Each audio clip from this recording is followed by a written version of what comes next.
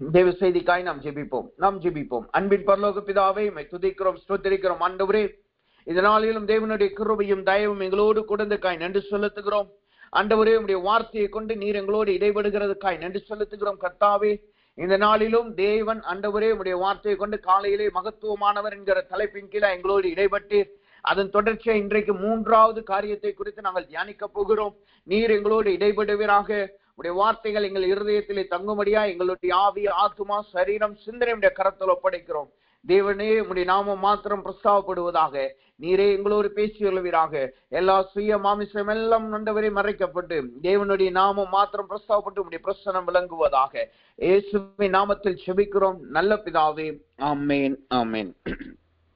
இப்போ 3வதாக கர்த்தர் எப்படிப்பட்ட மகத்துவமானவராய் நம்மளுக்கு வெளிப்படுகிறாராம். நெகேமியாவின் புஸ்தகம் 1வது அதிகாரம், நெகேமியாவின் புஸ்தகம் 1வது அதிகாரம் 5வது வசனத்தை வாசிக்கும் போது அந்த வார்த்தை இப்படியாக சொல்லுகிறது.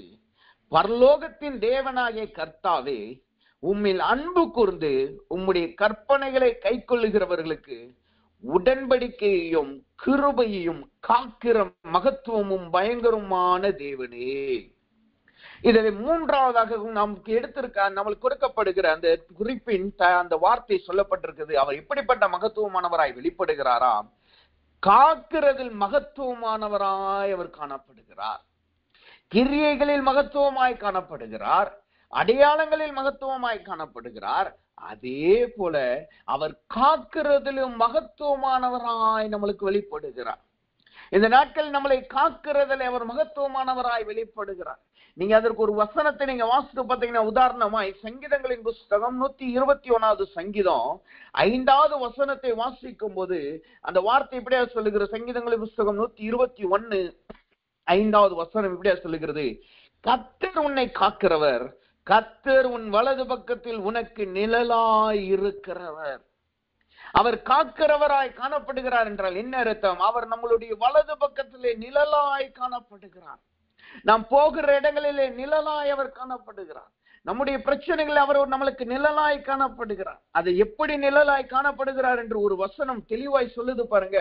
ஏசாயாவின் புஸ்தகம் 25வது அதிகாரத்துல நாம் வாசித்தோம்னா 4 விதத்துல கர்த்தர் நம்மளுக்கு நிழலாய் காணப்படுறாரா. ஏசாயாவின் புஸ்தகம் 25வது அதிகாரம் 4வது வசனம் சொல்லுது, 4 விதங்களிலே நம்மளுக்கு நிழலாய் காணப்படுகிறார். எப்படி அந்த வார்த்தை சொல்லுது பாருங்க. கொடூரமானவர்களின் சீரல் மதிலை மோதுகிற பெரு வெள்ளத்தை போல் இருக்கையில் நீர் ஏழைக்கு பலனும் நெருக்கப்படுகிற எளியவனுக்கு திடனும் பெரும் வெள்ளத்துக்கு தப்பும் அடையாளங்களும் வெயிலுக்கு ஒதுங்கும் நிழலுமானீர். 4 விதங்களிலே கர்த்தர் நம்மளுக்கு நிழலாய் காணப்படுகிறார். முதலாவது பெரும் சீற்றத்தின் வெள்ளத்தை போன்று வருகிற கொடூரங்களின் காரியங்களுக்கு நம்மளுக்கு நிழலாய் அவர் காணப்படுகிறார். நம்முடைய வாழ்க்கையில கொடூரமான கிரியைகள் நடக்கும் பொழுது, கொடூரமானவர்கள் நம்முடைய வாழ்க்கையில சம்பவிக்கும் பொழுது, கொடூரமானவர்கள் நம்முடைய வாழ்க்கையை சீரழிக்கும் பொழுது எப்படி அலை வந்து மதில்களில் மோதுகிறதோ அதே போல நம்மளை வாழ்க்கையில மோதும் பொழுது அவர் நம்மளுக்கு நிழலாய் இருந்து நம்மளை காக்கிறவராய் காணப்படுகிறார்.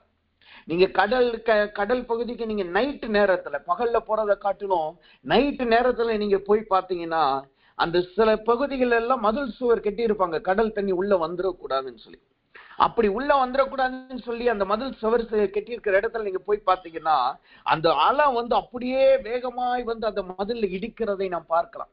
அந்த அலை இடிக்க கொஞ்ச நாள்ல அந்த மதில் சுவரானது அப்படியே அரிக்க ஆரம்பிக்கும், கரைய ஆரம்பிக்கும். அந்த உப்பு தண்ணியினாலும் இடிக்கிற வேகத்தின் அந்த அழுத்தத்தினாலும் அப்படியே அது கரையிறதை அப்படியே அரிச்சு போகிறதை நாம் பார்க்க முடியும். அப்ப இங்க வசனம் சொல்லுது, கொடூரமானவர்கள் இந்த சீருகிற அலையை போல காணப்படுகிறார்கள். அப்ப இந்த கொடூரமானவர்கள் மனிதன் வாழ்க்கையில வந்தா என்ன நடக்குது? அவர்களுடைய ஜீவியம் அரிக்க ஆரம்பிக்கிறது. அவர்களால் அதுல இருந்து தப்பித்துக் கொள்ள முடியாது. அவர்களுடைய வாழ்க்கையை அரிக்க ஆரம்பிக்குது. அவங்க சந்தோஷம் குறைய ஆரம்பிக்குது. அவங்க வாழ்க்கையை ஒரு போராட்டம் உள்ள வாழ்க்கையா மாறுது. எப்ப பார்த்தாலும் ஏதாவது ஒரு காரியம் வந்து இடிச்சு அவர்களுடைய நம்பிக்கைகள் அரிக்க ஆரம்பிக்கிறது. இந்த அரிக்கிறத குறிச்சு நீங்க பாத்தீங்கன்னா, ஒரு மரத்தை உளுத்து போன மரம் சொல்லுவாங்க. அந்த மரத்தை பாத்தீங்கன்னா வெளியில பார்க்க நல்லா இருக்கும், ஆனா உள்ள கரையான் போய் அரிச்சிருந்தா அது ஒரு தட்டினீங்கன்னா, சும்மா கையில தட்டினாலே அது அப்படியே பொல பொலன்னு விழுந்து போயிடும். வெளியில பார்க்க நல்ல மரம், நல்ல திடமா இருக்கிற பெரிய மரம் மாதிரி தான் தெரியும். ஆனா அதை தூக்கும் போதுதான் நம்மளுக்கு தெரியும் வெயிட் கம்மியா இருக்கு. அதை அடிக்கும் போதுதான் தெரியும் அது அப்படியே அந்த தூளை போல உலர்ந்து அப்படியே உழுகிறதை நாம் பார்க்கலாம். இதுதான் கொடூரமானவர்களின் சீற்றத்தினால் அடிக்கப்படுகிறது. வெளியிலே பார்க்க அவர்கள் நல்லா சிரிச்சுக்கிட்டு இருப்பாங்க, வெளியிலே பார்க்க அவர்கள் நல்லா பேசிக்கிட்டு இருப்பாங்க, வெளியில பார்க்க நல்ல வைராக்கியமா நல்ல ஜெபிக்கிறவங்க அல்லது நல்ல தைரியமானவர்களை போல் காணப்படுவாங்க. ஆனா அவங்க வாழ்க்கையை கொஞ்ச நேரம் நீங்க பேசி பார்த்தீங்கன்னா அவர்கள் வாழ்க்கையிலே அதிகமான அரிப்பை நீங்கள் பார்க்க முடியும். அவர்கள் வாழ்க்கையில் கரையானினால் அரைக்கப்பட்டது போல, எப்பொழுதும் அலையினால் சீற்றத்தினால் மோதப்பட்டு அரிக்கப்பட்ட நிலைமையை போல் அவர்கள் ஒரு அப்படியே தொடர்ந்து போனவர்களை போல் காணப்படுவாங்க. அவர்களுக்குள்ளான உள்ளான பலன் எதுவுமே இருக்காது. அதற்காகத்தான் வெளியில நல்லா சிரிக்கிறவர்களை போல் காணப்படும். நீங்க சார்லி சாப்பினை குறித்து நன்றாய் தெரிஞ்சிருக்கும். அவர் இறந்தது எப்படின்னா, அவர் தூக்கு போட்டு அப்படிதான் இறந்தார். அதே போல ஹாலிவுட்ல நல்ல ஒரு காமெடியன், அவருக்கு சின்ன பிள்ளைங்களை நல்லா சிரிக்க வைக்கிற நல்ல ஒரு காமெடியன். அந்த காமெடியனும் தன்னுடைய வீட்டு அறையில தூக்கு போட்டு சூசைட் பண்ணி இறந்ததை நாம் பார்க்கலாம். அவங்க வெளியில நிறைய ஜனங்களை சிரிக்க வச்சாங்க. அவங்க வெளியில வந்தாலே அவங்க முகம் எப்பொழுதும் சிரிப்பா இருக்கும், அவங்கள பார்த்தாலே ஜனங்க சிரிப்பாங்க. ஆனா அவங்க வாழ்க்கை உள்ள எப்படி இருந்திருக்கு பாருங்க, உள்ளக்க அப்படியே கொடூரத்தினால் அரிக்கப்பட்டிருக்காங்க. ஒரு கட்டம் வந்த உடனே அதை தாங்க முடியாமல் தங்களை தாங்களே மாந்து கொள்ளுகிறவர்களாய் மரித்துக் கொள்ளுகிறவர்களாய் காணப்படுகிறாங்க. இதுதான் கொடூரத்தின் வல்லமை, இதுதான் கொடூரத்தின் கிரியை. ஆனா அப்படிப்பட்ட கொடூரத்தின் கிரியையில கர்த்தர் நம்மளுக்கு நிழலாயிருக்கிறார். ஒருவரும் அறிய முடியாத கொடூரத்தின் கிரியையில நாம் மாற்றி இருக்கும் பொழுது வெளியில எல்லாரும் பார்க்கும்போது அவங்களுக்கு என்னப்பா இவங்க நல்லா இருக்கிறாங்க, நல்லா சிரிச்சுக்கிட்டு இருக்காங்கன்னு சொல்லி நல்ல வெளியில இருக்கிறவங்க சொல்லுவாங்க. ஆனா நமக்குத்தான் தெரியும் நம்ம கொடூரத்திலே மாற்றி இருக்கிறோம் என்று. அப்படி கொடூரத்திலே நாம் மாற்றி இருக்கும் பொழுது கர்த்தர் நம்மளுக்கு நிழலாய் காணப்படுகிறார், அவர் நம்மளை காக்கிறவராய் காணப்படுகிறார். அடுத்ததாய் அவர் எப்படி நிழலாய் இருக்கிறார், ஏழைக்கு பலனாய் அவன் காணப்படுகிறார். ஏழைக்கு பலனாய், ஒன்றுமில்லாதவராய் கஷ்டப்படுகிற தவிக்கிற நேரத்துல நம்மளுக்கு பலனாய் அவர் காணப்படுகிறார். நம்மளுடைய நம்பிக்கையாய் அவர் காணப்படுகிறார். நாம் மற்றவர்களால் ஏழையா எண்ணப்படும் பொழுது அல்லது நம்மளை நாமே நான் ஏழப்பா என்னிடத்துல ஒண்ணும் இல்லை, என்னிடத்துல ஒரு நன்மையும் இல்லை என்று நாம் நினைக்கும் பொழுது கர்த்தர் நம்மளுடைய பலனாய் காணப்படுகிறார். மூன்றாவதாய் அவர் எப்படி நிழலாய் இருக்கிறார், நெருக்கப்படுகிற எளியவனுக்கு திடனும் பெருவெள்ளத்தில் தப்பும் அடையாளங்களுமாம். நெருக்கப்படுகிற எளியவனுக்கு திடனும் அடையாளமுமாய் நெருக்கப்படுகிற எளியவனுக்கு திடனுமாய் அவர் காணப்படுகிறார்.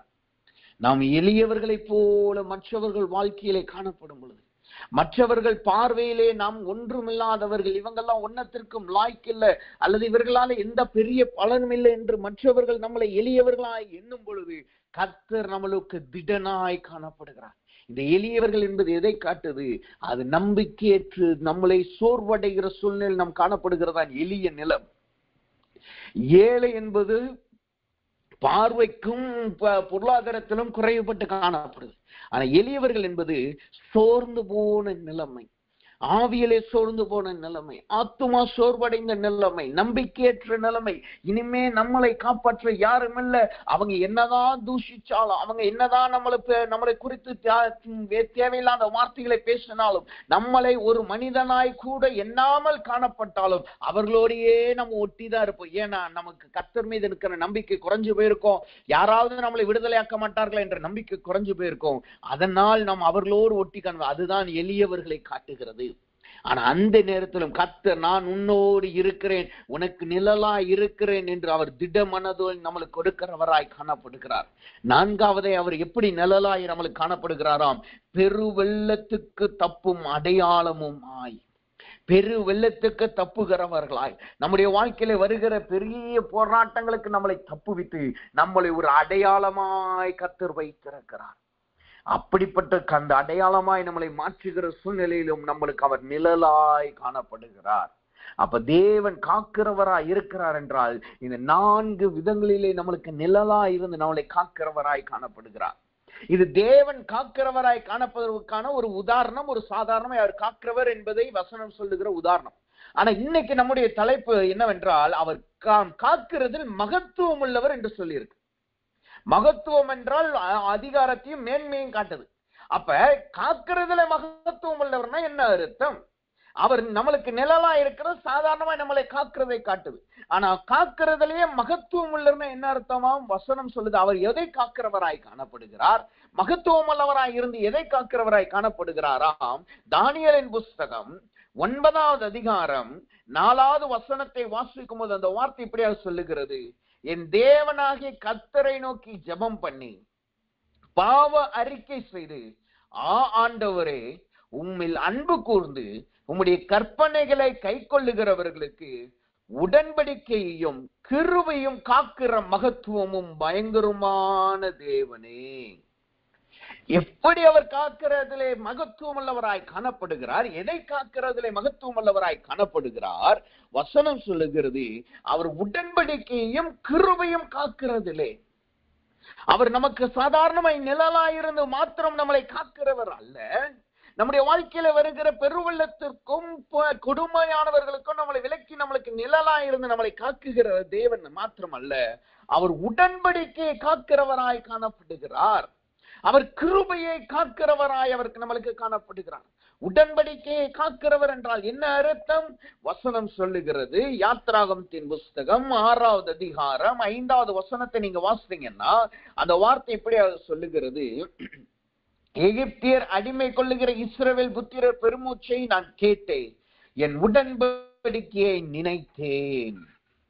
தேவன் நம்மளுக்கு உடன்படிக்கையை காக்கிறவராய் இருக்கிறார் என்றால் முதலாவது உடன்படிக்கை என்பது எதை காட்டுகிறது? அது தேவன் நினைவூட்டப்படுகிறதை காட்டுகிறது. தேவன் நமக்கு செய்த உடன்படிக்கையை நினைகூறுகிறதை காட்டுகிறது. அங்க வசனம் சொல்லுது பாருங்க, என் இஸ்ரவேலின் புத்திரரின் பெருமூச்சை நான் கேட்டு என் உடன்படிக்கையை நினைத்தேன். கர்த்தர் நம் பெருமூச்சு இடம்போதெல்லாம் அவர் நமக்கு செய்த உடன்படிக்கையை நினைவு கூறுகிறார். அவர் நம்முடைய வாழ்க்கையில கொடுத்த வாக்குத்தத்தங்களை நினைவு கூறுகிறார். அவர் நான் செய்வேன் என்று சொல்லியிருந்தார் அல்லவா, நான் இப்படிப்பட்ட காரியத்தை நடப்பிப்பேன் என்று சொல்லியிருந்தார் அல்லவா, அதை நினைவு கூறுகிறவராய் காணப்படுகிறார். நாம மறந்து போயிடலாம், நாம் அதைகளை மறந்து நம்ம மற்ற காரியத்திலே நாம் கவனம் செலுத்துகிறவராய் இருக்கலாம். ஆனால் கர்த்தர் நாம் ஜெபிக்கும் பொழுது அதை நினைவு கூறுகிறவராய் காணப்படுகிறார். அதற்கு ஏதாவது உதாரணம் இருக்கா? அப்படி எங்க நடந்திருக்கு என்று நீங்க வேதத்துல பாத்தீங்கன்னா, ஆபிரகாமுக்கும் இஸ்ரவேல் ஜனங்களுக்கு இட்ட உடன்படிக்கை தேவன் நினைவு கூறுகிறதை நாம் பார்க்க முடியும். ஆதியாகமத்தின் புஸ்தகம் 15வது அதிகாரம் 16ல இருந்து 18 வரைக்கும் நீங்க வாசித்து பார்த்தீங்கன்னா, தேவன் ஆபிரகாமின் இடத்துல சொல்றாரு, 4 தலைமுறை அந்நிய தேசத்திலே உன் ஜனங்கள் காணப்படுவார்கள். அவர்கள் காணப்பட்ட பிறகு 4 தலைமுறை முடிஞ்ச உடனே அவர்களை நீங்கள் பரதேசியாய் இருக்கிற இந்த தேசத்தை அவர்கள் சுதந்திரிப்பார்கள் என்று சொல்லி அவர்களோடு வாக்குத்தத்தம் பண்ணுகிறார். யாத்திராகமம் 6:4 அதை நாம பார்க்கலாம். நீங்கள் பரதேசியாய் சுற்றி திரிகிற கானானை உங்களுக்கு நான் சுதந்திரமாய் கொடுப்பேன். அதை அவர் உடன்படிக்கையாக வைத்திருக்கிறார். கர்த்தர் அவர் நமக்கு உடன்படிக்கை செய்கிறவரை எப்படி ஆபிரகாமுக்கும் இஸ்ரவேல் ஜனங்களுக்கும் அவர் உடன்படிக்கை செய்தாரா? வசனம் சொல்லுகிறது, அவர்களோடு சொல்லி ஆபிரகாமின் இடத்துல சொல்றாரு, உன் 4 தலைமுறைகள் அவர்கள் இங்கே இருப்பார்கள், அவர்கள் எகிப்தில இருப்பார்கள், அதற்கு அப்புறம் நான் அவர்களை இந்த கானான் தேசத்தை சுதந்திரிக்கிறவர்களாய் நான் கொண்டு வருவேன். அதைத்தான் இஸ்ரவேல் ஜனங்களுடைய பெருமூச்சை தேவன் நினைவு கூர்ந்தார். அவர்கள் பெருமூச்சு நிமித்தமாய் உடன்படிக்கை நினைவு கூர்ந்தார் என்பதை நாம் பார்க்க முடிகிறது. இந்த 4 தலைமுறைன்னு சொல்லி இருக்கிறாரு. ஆனா ஆக்சுவலா அங்க என்ன நடந்திருக்கு என்று நீங்க பாத்தீங்கன்னா, ஆபிரகாமில இருந்து மோசேயினுடைய காலம் வரைக்கும் நீங்க பாத்தீங்கன்னா 7 தலைமுறைகளுக்கு அப்புறம் தேவன் அந்த காரியத்தை நினைவூட்டுகிறார். எத்தனை தலைமுறைக்கு அப்புறம் அவர் உடன்படிக்கை நினைவு கூறுகிறார் என்றால் 7 தலைமுறைகள். அதற்கு இடையில அந்த தலைமுறைகள் அந்த உடன்படிக்கையை மறந்து போயிட்டாங்க. ஆபிரகாமுக்கு கொடுத்த உடன்படிக்கை அவர்கள் மறந்து போயிட்டாங்க. ஆனா கர்த்தர் அவைகளை மறக்காமல் காணப்பட்டார். கர்த்தர் அவர்களை மறக்காமல் காணப்பட்டார். அவர்கள் கொடுத்த வாக்குத்தத்தத்தை மறக்காமல் காணப்பட்டார். 7 தலைமுறை ஆன பின்பும் அதை நினைவு கூர்ந்து அவர்களை எகிப்திலிருந்து விடுதலையாக்கி கானானை சுதந்திரிக்கும்படியாய் அழைத்து கொண்டு வந்ததை நாம் பார்க்க முடியும். ஆபிரகாமிலிருந்து மோசே வரைக்கும் 7 தலைமுறை. என்னென்ன தலைமுறை? ஆபிரகாமின் சந்ததி, ஈசாக்கின் சந்ததி, அதற்கப்புறம் ஈசாக்கின் மூலமாய் யாக்கோபு, யாக்கோவின் மூலமாய் லேவி, லேவின் மூலமாய் கோகாத், கோகாத் மூலமாய் அப்ராம், அப்ராம் மூலமாகத்தான் மோசே வருகிறான். இந்த ஆபிரகாமின் இடத்துல ஆதியாகமம் 15 கொடுத்த வசனத்தை, வார்த்தையை தேவன் யாத்ராகமம் 4வது அதிகாரத்திலே அவர் நினைவுறுகிறதை நாம் பார்க்க முடிகிறது, 6வது அதிகாரத்திலே. அப்ப யோசித்து பாருங்க, இடையில இஸ்ரவேல் ஜனங்கள் எகிப்தில இருந்தபடியினால் எல்லாவற்றையும் மறந்து போயிட்டாங்க. அவர்கள் அந்த தேசத்துல பழகி பெருகும் பொழுதும் எல்லாவற்றையும் அவர்கள் மறந்து போயிட்டாங்க. ஆனா கர்த்தர் அவைகளை நினைவு கூர்ந்தார். இன்றைக்கு கர்த்தர் சொல்லுகிறார், அவர் உடன்படிக்கையை காக்கிறவராய் உங்கள் ஜீவியத்தில் இருக்கிறார் என்றால், உங்களுக்கு கொடுத்த காரியத்தை ஒருபோதும் அவர் மறந்து போகிறது இல்லை. காலம் வரும் பொழுது அதை நினைவூட்டி நினைவு கூர்ந்து அதை நிறைவேற்றுகிறவராய் காணப்படுகிறார். அவைகள் உங்கள் பார்வையிலே நீங்கள் மறந்து போயிருக்கலாம், அவைகள் உங்கள் பார்வைக்கு இன்னும் நிறைவேறாத வாக்குத்தத்தமாய் காணப்படலாம். ஆனால் கர்த்தர் சொல்லுகிறார், அதை தேவன் நினைவு கூர்ந்து அதை நிறைவேற்றுகிறவராய் காணப்படுகிறார். அது எத்தனை தலைமுறை கடந்து போனாலும் சரி, எத்தனை ஆண்டுகள் கடந்து போனாலும் சரி, எத்தனை நாட்கள் கடந்து போயிருந்தாலும் பரவாயில்லை, கர்த்தர் அதனுடைய காலம் வரும் பொழுது அதை நினைவு கூர்ந்து செய்கிறவராய் காணப்படுகிறார். நீ ஆதியாகமத்தின் புஸ்தகம் 3வது அதிகாரம் 15வது வசனத்துல சொல்லப்படுது, இந்த வித்திலிருந்து பிறக்கிறவன் இந்த சர்ப்பத்தின் தலையை நசுக்குவான், சர்ப்பமானது அவருடைய குதிங்காலை கடிக்கும். அது எங்க நிறைவேறுது? இயேசுவின் காலத்துல நிறைவேறுது.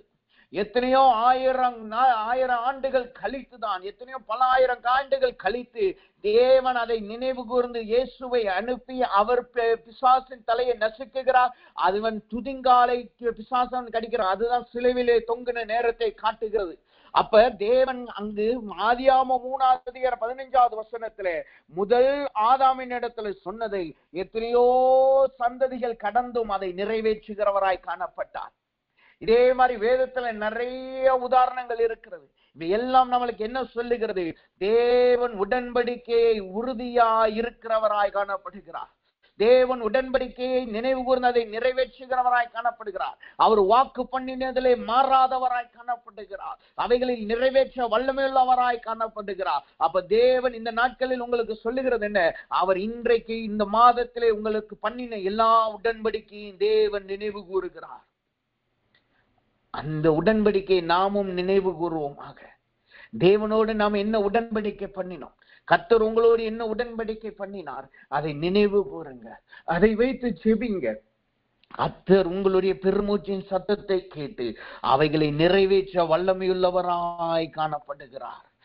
அது உங்களுக்கு நினைவு வரலையா, உங்களால் நினைவு கூட்ட முடியலையா, ஒன்னும் பிரச்சனை இல்லை. தேவ சமூகத்துல சொல்லுங்க, ஆண்டவரே எனக்கு நீர் கொடுத்த எல்லா வாக்கு தத்தங்களையும் வாழ்க்கையில நிறைவேற்றுங்க என்று சொல்லுங்க. எல்லா வாக்கு தத்தங்களையும் எங்கள் வாழ்க்கையில நிறைவேற்றுங்கன்னு சொல்லுங்க. கர்த்தர் அப்படியே உங்கள் வாழ்க்கையில நிறைவேற்றுவார். அதை மாறாமல் அப்படியே உங்க வாழ்க்கையில நிறைவேற்றுவார். இன்றைக்கு கர்த்தர் சொல்லுகிறார், அவர் உடன்படிக்கையிலே உறுதியுள்ளவர். அவர் உடன்படிக்கையை காக்கிறவராய் காணப்படுகிறார். ஒருபோதும் அதை எரிந்து குப்பையிலே போடுகிற தேவன் அல்ல, அவைகளை நிறைவேற்ற வல்லவரும் அதை நினைவூறுகிற தேவனுமாய் நம்முடைய தேவன் காணப்படுகிறார்.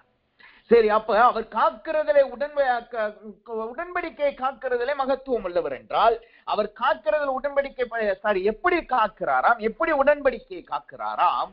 வசனம் சொல்லுகிறது, யாத்ராகமத்தின் புஸ்தகம் 23வது அதிகாரம் 20வது வசனத்தை வாசிக்கும் பொழுது, யாத்ராகமத்தின் புஸ்தகம் 23வது அதிகாரம் 20வது வசனத்தை வாசிக்கும் பண்ணும் பொழுது அந்த வசனம் இப்படியா சொல்லுகிறது, வழியில் உன்னை காக்கிறதற்கும் நான் ஆயத்தம் பண்ணின ஸ்தானத்திற்கு உன்னை கொண்டு போய் சேர்க்கிறதற்கும் இதோ நான் ஒரு தூதனை உனக்கு முன்பாய் அனுப்புகிறேன்.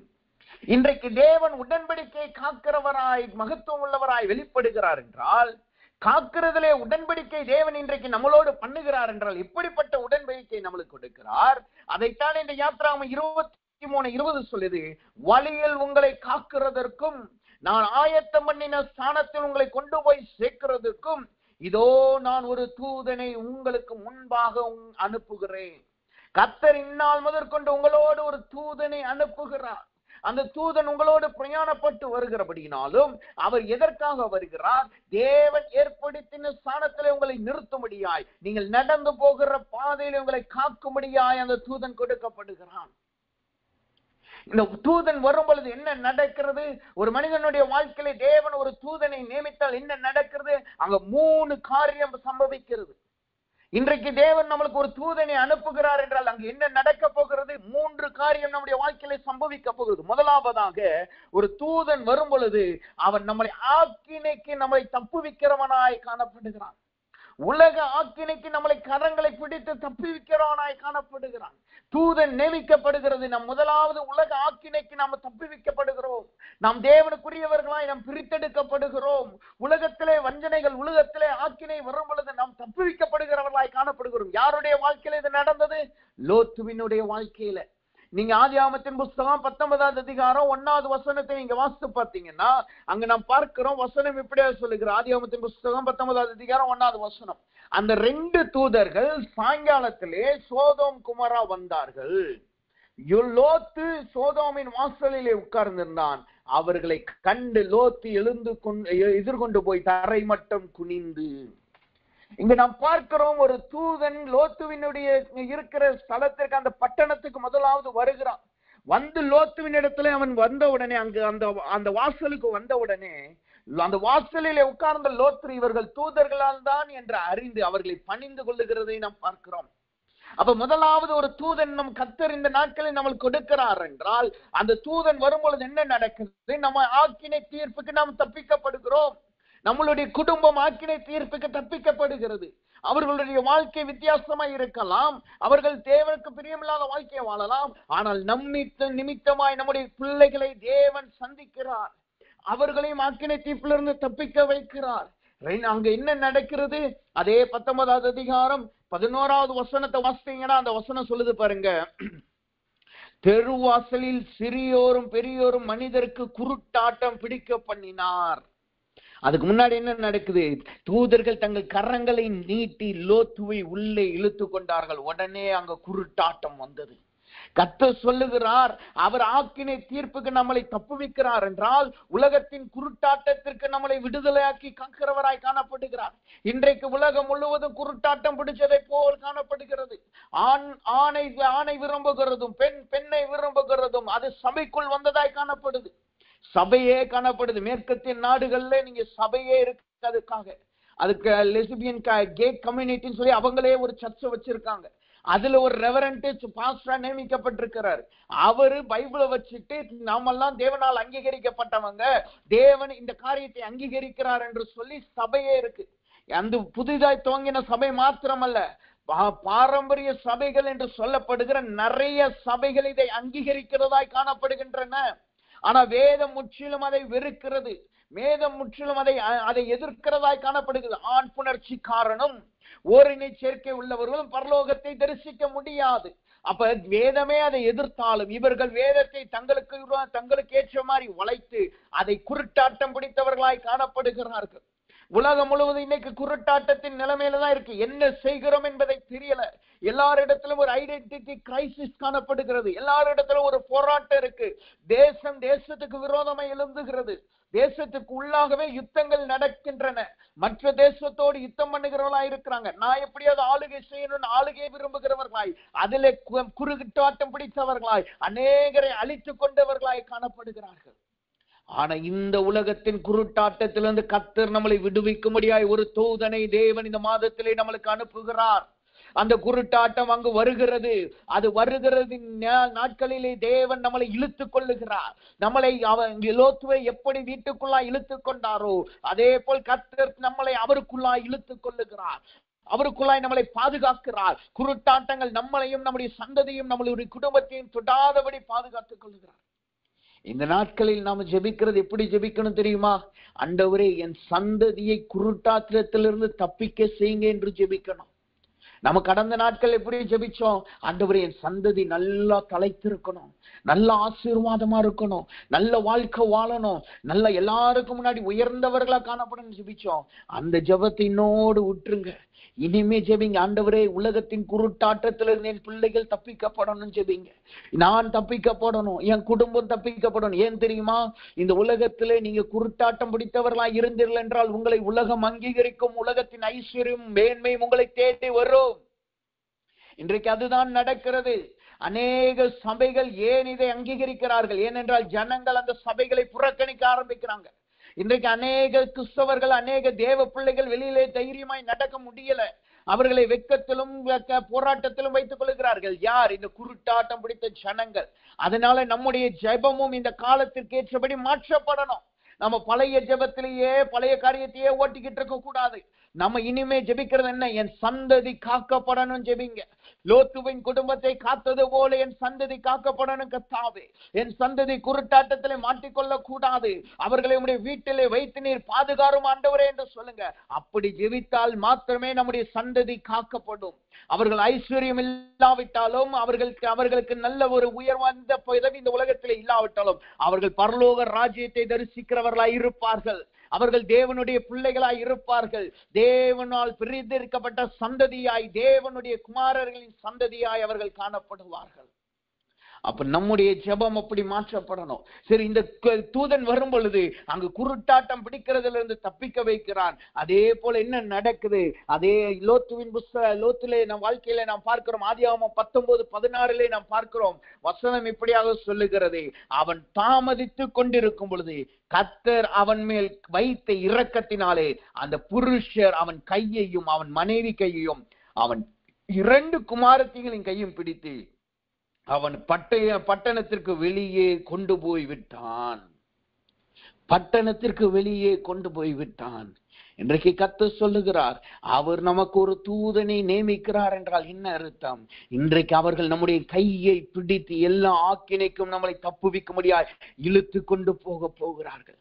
நாம தாமதிக்கிறதா இருக்கலாம், நம் உலகத்தின் காரியத்தை குறித்து யோசிக்கிறதா இருக்கலாம், நாம அந்த இப்படி போயிட்டேன்னா, இந்த வழியில நான் போயிட்டேன்னா என்ன நடக்குமோ என்று நாம் யோசிக்கிறவர்களா இருக்கலாம். ஆனால் கர்த்தருக்கு தெரியும் எப்ப ஆக்கினை வருது, எப்ப அக்கினி தள்ளல் விழ போகுது, கந்தகம் எப்ப விழ போகுது என்று கர்த்தருக்கு தெரியும். அந்த நேரம் வரும் பொழுது தேவன் நம்முடைய கரத்தை பிடித்து நம்மளை பட்டணத்திற்கு வெளியே கொண்டு போய் விடுவார். அந்த பட்டணத்திற்கு வெளியே கொண்டு போகிறது என்பது எதை காட்டுகிறது?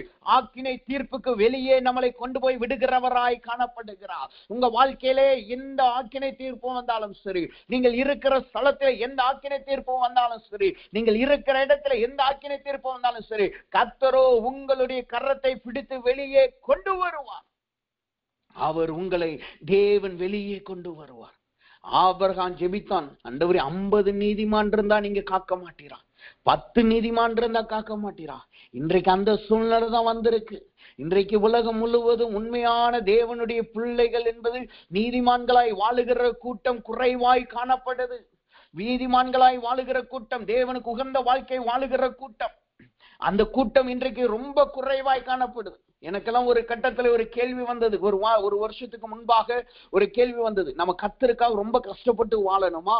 சில பேர் சொல்றாங்க நீங்க இப்படிதான் வாழணும்னு சொல்றாங்க, இப்படிதான் வாழ்ந்தாதான் கர்த்தர் அங்கீகரிப்பான்னு சொல்றாங்க, இப்படி நீங்க ஒயிட் அண்ட் ஒயிட் இப்படிப்பட்ட வாழ்க்கை தான் வாழணும்னு சொல்றாங்க, ஒரு வரைமுறையை வைக்கிறாங்க, ஒரு உபதேசம் என்று சொல்றாங்க. இதை கர்த்தர் அங்கீகரிக்கிறாரா? நான் பரலோகத்தை போன பிறகு கர்த்தர் சொல்லக்கூடாது, ஆண்டவரே நான் உனக்கு நல்ல வாழ்க்கையை கொடுத்தேன், நீ தான்ப்பா உன் வாழ்க்கையை சுருக்கிக்கிட்ட என்று கர்த்தர் சொல்லக்கூடாது என்று அது எனக்கு ஒரு கேள்வியா இருந்தது. அப்படி நடந்தா என்ன நடக்கும் நான் யோசித்து பார்த்துக்கிட்டு இருந்தேன். ஆனா அதற்குரிய பதிலை தேவன் 3 வாரத்துக்கு முன்பாய் கர்த்தர் கொடுத்தார். வேதத்திலே ஒரு கூட்டம் இருக்கிறது, அதை குறித்து ஏற்கனவே நான் பிரசங்கித்திருக்கிறேன். அந்த கூட்டம் தேவனுக்காய் திராட்சரசம் குடிக்காமலும் கட்டடம் கட்டாமலும் விதைக்காமலும் தேவனுக்காய் தனியாய் வாழ்ந்தவர்கள். அவர்கள் தேவனுடைய ஜனமாய் இஸ்ரவேல் ஜனம் அல்ல, அவர்கள் புறஜாதியார்கள். ஆனால் தேவனுக்காய் ஒரு தெரிந்து கொள்ளப்பட்ட, வேறு பிரிக்கப்பட்ட, தேவனுக்காய் உகந்த வாழ்க்கையை வாழ்ந்த பொழுது கர்த்தரோ அவர்களை அங்கீகரித்தார். தேவனுடைய வசனம் அதன் மூலமா எனக்கு சுட்டி காட்டது என்ன? தேவனுக்காய் அவருக்காய் நாம் வைராக்கியமே வாழும் பொழுது ஒருபோதும் கர்த்தர் நம்மளை கைவிடாதவராய் காணப்படுகிறார். இன்றைக்கு கர்த்தர் சொல்லுகிறார், உலகம் முழுவதும் ஆக்கினை தீர்ப்பு அடைந்தாலும் அவர் உங்களையும் உங்கள் குடும்பத்தையும் காக்கும்படி தூதனை அனுப்புகிறார். நீங்கள் ஆனால் தேவனுக்காய் உகந்தவர்களாய் வாழணும்.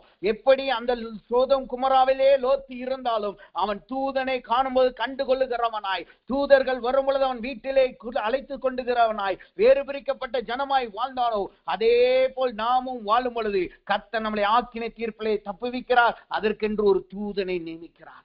இன்றைக்கு கர்த்தர் முதலாவது ஒரு தூதன் வரும் பொழுது அங்க என்ன நடக்குது? தேவன் நம்மளை குருட்டாட்டத்திற்கும் ஆக்கினை தீர்ப்புக்கும் நம்மளை தப்புவிக்கிறவராய் காணப்படுகிறார். 2வதாக தூதன் வரும் பொழுது என்ன நடக்கிறது?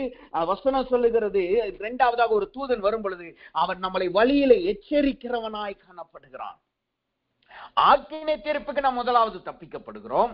இரண்டாவதாக ஒரு தூதன் நமக்கு நியமிக்கப்படும் பொழுது நாம் எச்சரிக்கப்படுகிறவர்களாய், வழியில் எச்சரிக்கப்படுகிறவர்களாய் நாம் காணப்படுகிறோம். யாருடைய வாழ்க்கையில் இது நடந்தது? என்னாகமத்தின் புஸ்தகம் 22வது அதிகாரம் 32வது வசனத்தை வாசிக்கும் போது அந்த வார்த்தை இப்படியாக சொல்லுகிறது, கர்த்தருடைய தூதனானவர் அவனை நோக்கி, நீ உன் கழுதையை இதோடு 3 தரம் அடித்ததென உன் வழி எனக்கு மாறுபாடாய் இருக்கிறதுனால் நான் உனக்கு எதிராக புறப்பட்டு வந்தேன். என்ன நடக்கிறது? பிள்ளையாம் தீர்க்கதரிசிங்கிற தேவனுடைய மனுஷன் அவன் இஸ்ரவேல் ஜனங்களை விரோதமாய் சபிக்கும்படியா அவன் அழைக்கப்படுறான். அந்த ராத்திரியிலே கர்த்தர் சொல்றாரு, நீ போ, பட் ஆனா நான் சொல்லுகிறத தான் நீ செய்யணும். உடனே என்ன செய்கிறான்? அவன் காலையிலே புறப்பட்டு போகிறான். ஆனா வழியில் என்ன நடக்குது? ஒரு தூதன் அவனுக்கு விரோதமா எழுந்து நிற்கிறான். அவன் கண்களால் அதை பார்க்க முடியல.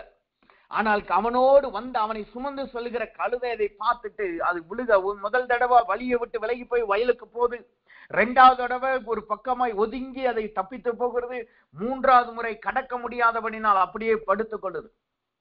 அப்ப அந்த இவன் கழுதையை ஓங்கி அடிக்கும் பொழுது கழுதை பேச ஆரம்பித்த உடனே தூதனும் அங்கு வெளிப்பட்டு அவனுடைய கண்கள் திறக்கப்படுது. திறந்த உடனே தூதன் அங்க பட்டயத்தோடு நிக்கிறத பார்த்த உடனே பிள்ளையாம் விழுந்து அவனை வணங்கி கொள்கிறான். அங்க என்ன நடக்குது? தூதனானவன் சொல்லுகிறான், உன் வழி எனக்கு மாறுபாடாக இருந்தபடினால் உன்னை எதிராக புறப்பட்டு வந்தேன் என்று சொல்றான். அவன் வழி எப்படி இருந்திருக்கு? எப்படி மாறுபாடா இருந்திருக்கு? இன்னைக்கு நம்ம வசனம் வாசித்தோம் அல்லவா? 1 பேதுரு புத்தகத்தில் வாசித்தோம் அல்லவா?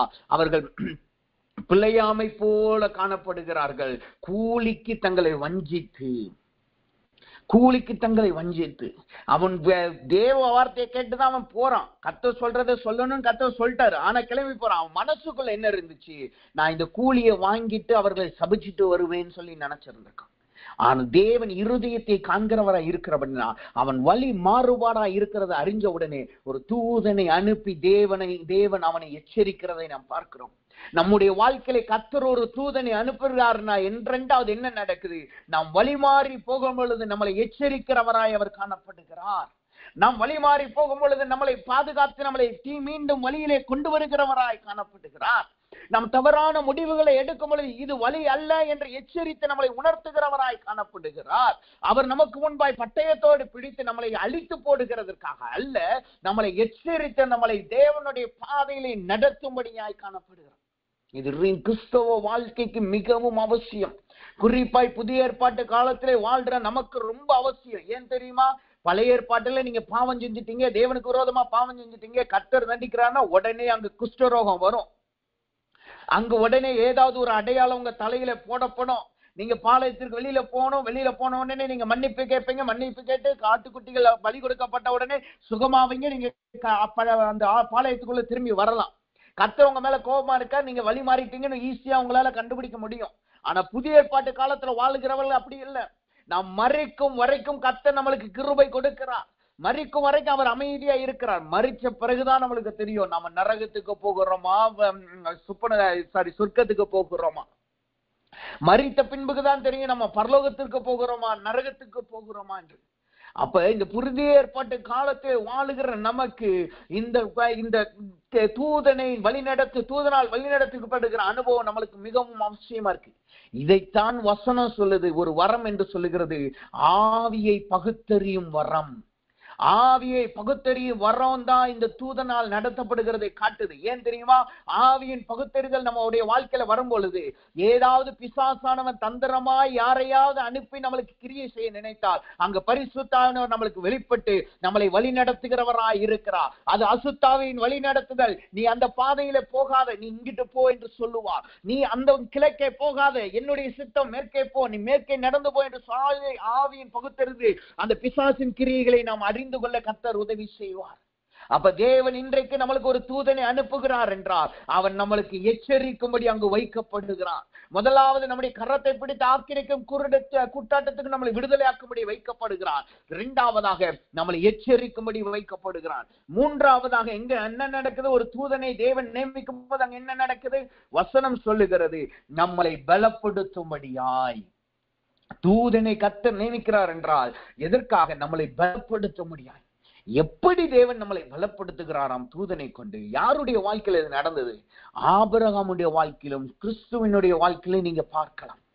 ஆபிரகாமுடைய வாழ்க்கையில என்ன நடக்குது? ஆதியாகமத்தின் புஸ்தகம் 18வது அதிகாரம் 1வது வசனம் 10வது வசனத்தை நீங்க வாசித்து பார்த்தீங்கன்னா வசனம் இப்படியாவது சொல்லுகிறது. 18:1 சொல்லுகிறது, கர்த்தர் மம்சேரின் சமபூமியிலே அவனுக்கு தரிசனமானார். அவன் பகலின் உஷ்ணமான வேளையிலே கூடார வாசலிலே உட்கார்ந்திருந்தான். இங்கே அப்ப அது எதற்காக உட்கார்ந்திருந்தான் என்று நாம் பார்த்தோம் என்றால் வசனம் 10 இப்படியாவது சொல்லுது பாருங்க.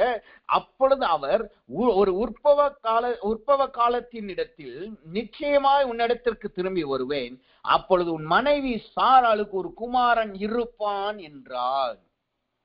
அவன் ஏன் உஷ்ணமான வேளையில கூடார வாசல்ல உட்கார்ந்திருக்கான்? அவன் மரத்தின் கீழே நிழலின் கீழே ஏன் உட்காரல? ஏன் மரம் என்று நான் சொல்லுகிறேன் என்றால் தூதர்கள் வந்த உடனே அவன் மரத்தின் நிழலின் கீழே வச்சுதான் அவங்களுக்கு ஆகாரம் கொடுக்கிறான். அவனுக்கு தெரியும் மரத்துக்கு கீழே போனா நல்ல நிழல் இருக்கு, அங்கே உட்கார்ந்தா நல்ல நிழல் இருக்கும், சூடு இருக்காது. ஆனாலும் ஏன் கூடார வாசல்ல உட்கார்ந்துருந்தான்? ஏன்னா அவங்க வீட்டுக்குள்ள ஒரு உஷ்ணம் இருக்கு, அவங்க வீட்டுக்குள்ள ஒரு போராட்டம் காணப்படுது.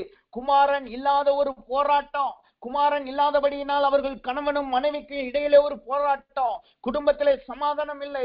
குடும்பத்திலே அவர்கள் தேவனுடைய சித்தத்தின்படி நடந்தாலும் அவர்களுக்குள்ளாய் ஒரு ஐக்கியம் காணப்படவில்லை. ஏனென்றால் எப்போ பார்த்தாலும் ஒரு சந்ததியை குறித்ததான போராட்டம்.